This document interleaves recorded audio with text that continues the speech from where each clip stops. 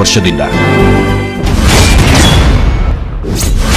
ನಾಡಿನೆಲ್ಲೆಡೆ ಆಯುಧ ಪೂಜೆ ಸಂಭ್ರಮ. ಮೈಸೂರು ಅರಮನೆಯಲ್ಲಿ ಯದುವೀರರಿಂದ ಪೂಜಾ ಕೈಂಕರ್ಯ. ಪಟ್ಟದ ಕತ್ತಿ, ಆನೆ, ಕುದುರೆ, ಹಸುವಿಗೆ ಪೂಜೆ.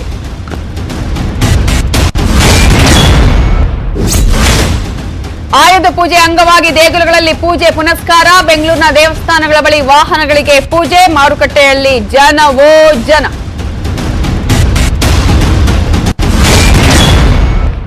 ಬಗೆದಷ್ಟು ಬಯಲಾಗ್ತಿದೆ ಪಿಎಫ್ಐ ಸಂಚು. ಕೆಜಿ ಹಳ್ಳಿಯಲ್ಲಿ ಬಂಧಿತರ ಮೇಲೆ ಯುಎಪಿಎ ಅಡಿ ಕೇಸ್ ದಾಖಲಿಸಲು ಖಾಕಿ ಸಜ್ಜು.